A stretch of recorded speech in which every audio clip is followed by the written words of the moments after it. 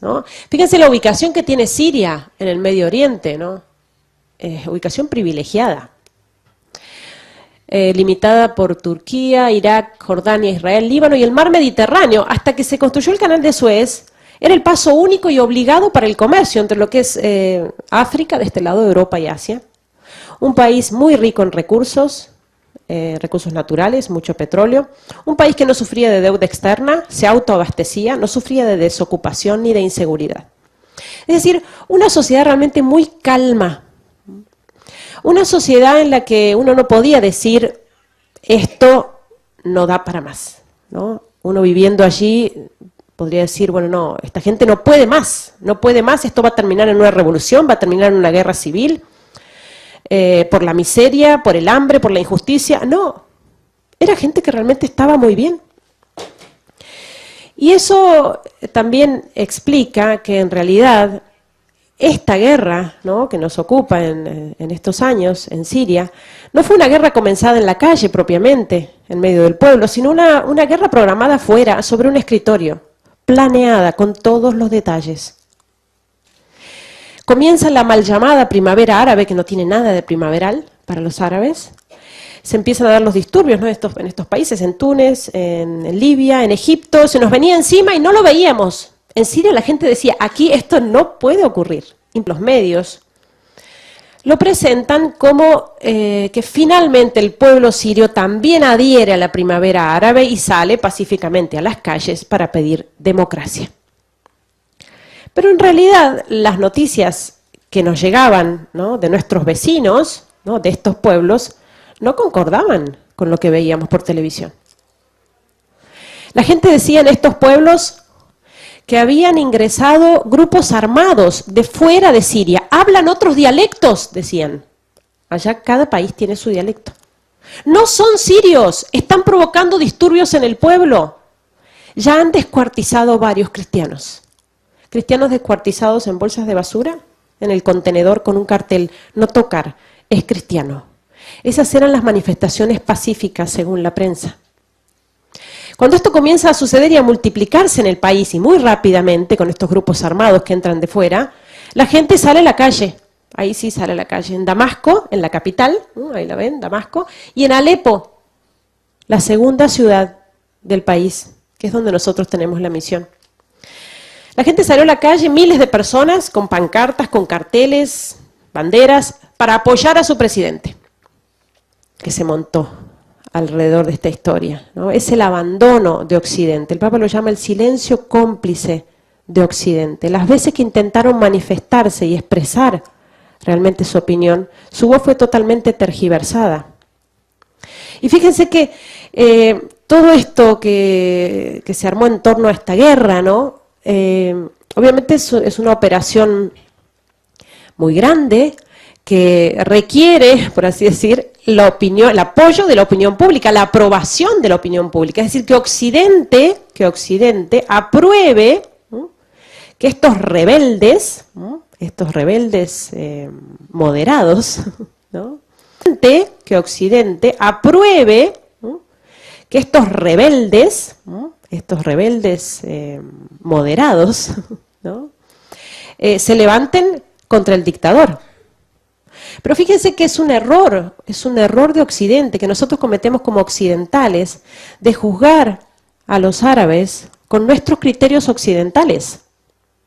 Y entonces vivimos nuestras democracias y pretendemos imponerlas a los demás, exportar nuestras democracias a estos pueblos, cuando en realidad ellos llevan decenas de años viviendo de esta manera, han vivido bien y se los aseguro, en Alepo, el nivel de vida que había.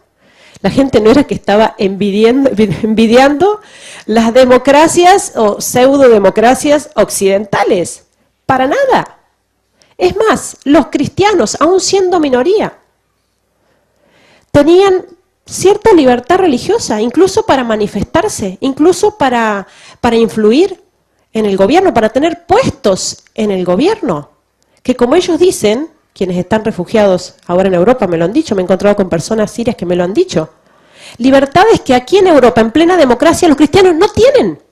Otra mentalidad, otra cultura, han vivido siempre así, y les ha funcionado. ¿Qué derecho tenemos a atropellar su soberanía? Las situaciones se fueron multiplicando en el país, aún con la resistencia y la fuerte represión del Ejército Nacional, siguieron avanzando hacia el norte, hacia Alepo. Porque Alepo, aun cuando es la segunda ciudad del país, es prácticamente la más importante, ahí es el corazón financiero del país. De hecho, Alepo todavía no ha sido tomada por los grupos fundamentalistas. El día que sea tomada, Dios no lo permita, pero el día que sea tomada, definitivamente cae el gobierno y desaparece la presencia cristiana del país porque se impone la ley islámica. Era una ciudad tan occidentalizada, tan próspera, tan pintoresca, una ciudad milenaria.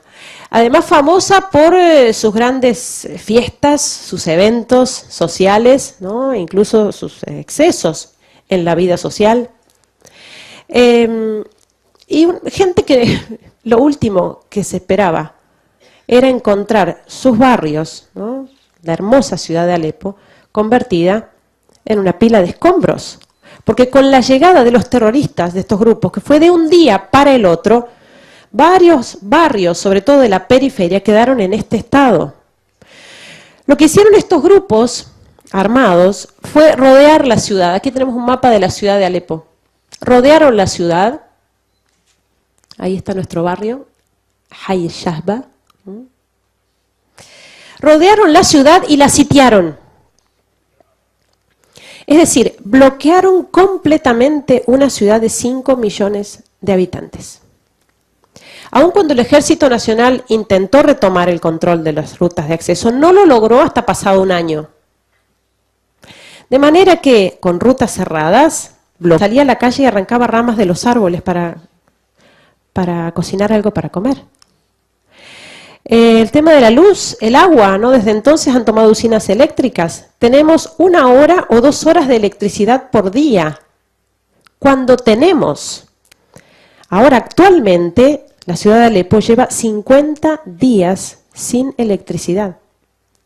El agua llega una vez por semana o cada 10 días, llega por unas horas. Pero en ese tiempo del bloqueo, ese año, fue terrible por el tema de los alimentos. Imagínense, uno no lo piensa mucho, ¿no? Viviendo en una ciudad grande, pero todo lo que es alimentos perecederos, fruta, verdura, carne, todo eso entra del campo. Se acabó rápidamente. Y estuvimos sobreviviendo como pudimos. 5 millones de personas. Arroz, fideos y enlatados. Y de sed, mientras el mundo no lo sabe. Porque Alepo nunca fue noticia en ese año y medio. Y estamos en la era de las comunicaciones, ¿eh? Todo se sabe. WhatsApp acá y llega a la China en 2 segundos. ¿Cómo se hace? ¿Cómo se hace para mantener en secreto a todo el resto del mundo de que una ciudad como Alepo, de 5 millones de habitantes, está bloqueada sin insumos durante más de un año? No son cosas casuales, son cosas que se planean. El asedio y el sitio a la ciudad de Alepo, que provocó toda esta carestía, se sumaba al ataque permanente, porque imaginemos que en la periferia, que es donde se dan todos estos enfrentamientos entre los rebeldes, serían los grupos fundamentalistas, y el ejército, se da en la periferia, pero es terrorismo, es guerra sucia. No es la guerra, al menos como yo me la imaginaba, ¿no? A campo abierto, un ejército, el otro luchando entre sí y en el pueblo, en las ciudades, la gente escribiendo cartitas para los soldados, rezando por sus soldados. No, no, no, esto es guerra en plena ciudad. Disparan permanentemente contra los civiles. Azotan y castigan a la ciudad de Alepo desde entonces. No hay un barrio de la ciudad de Alepo que esté libre de esto, que sea seguro, que uno diga, no, aquí no van a disparar, no van a atacar, es imposible que ataquen aquí. Hay un hospital, hay un colegio, hay niños, ¿no? De la ciudad de Alepo y las iglesias. Pero en general toda la ciudad está siendo golpeada por los terroristas. Siria tiene unos 21 millones de habitantes, ¿no? Más o menos. ¿Cómo se soluciona esto? Abrimos fronteras y recibimos a todos. Y está muy bien ayudarlos, pero que cuando estamos ayudando a los refugiados no estamos solucionando este problema. Estamos solo poniendo parches y tapando agujeros. Porque hasta que no se cierre el grifo, hasta que no se cierre la fábrica de refugiados, que es la guerra y la persecución, vamos a seguir teniendo refugiados. Entonces también este tema está siendo manipulado y usado. Desde que salió la foto de este niño muerto en las costas griegas, no se hablaba de otra cosa en ese tiempo, ¿no? De los refugiados, y allí van, y aquí vienen, y cuántos son, y que esto, y que aquello. Nos están entreteniendo de nuevo con otra cosa que no es lo más importante de esta guerra. Los refugiados son una de las consecuencias de esta guerra. Si no, pensemos cómo ha sido manejado este tema cuando lo lógico sería que los países islámicos, por ejemplo los países del Golfo, ¿no?, que son países muy ricos, tuvieran abiertas sus fronteras para recibir a sus hermanos refugiados musulmanes, ¿sí? ¿Por qué en lugar de mandar millones de euros a Europa para construir mezquitas, para construir mezquitas, por qué no reciben a sus hermanos refugiados en sus propios países? Lo cual sería connatural, sería mucho más sencillo adaptarse en su propia religión, en sus propias tierras. Y entonces Europa, en primer lugar, recibir a sus hermanos cristianos.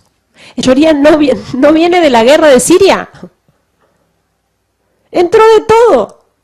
Tenemos familias nuestras en Alemania que lograron llegar, de la parroquia de Alepo, lograron llegar a Alemania. Hablé con una señora la semana pasada. Estaba aterrada. Después de lo que le costó llegar, porque tomó el bote con su familia, fue una cosa espantosa, 15 días de viaje, caminando mucho tiempo, fue terrible, para llegar a Alemania. Y dice, estamos sufriendo horrorosamente el maltrato de nuestros vecinos refugiados musulmanes. Los maltratan, los obligan a rezar 5 veces al día con ellos, a las mujeres a cubrirse. O sea, están huyendo de la persecución religiosa en Siria, llegan a Europa, es nuestra tierra, tierra cristiana, y sufren persecución en pleno corazón de Europa. Y esta mujer me decía, ni siquiera es que estos musulmanes, vecinos nuestros, son sirios.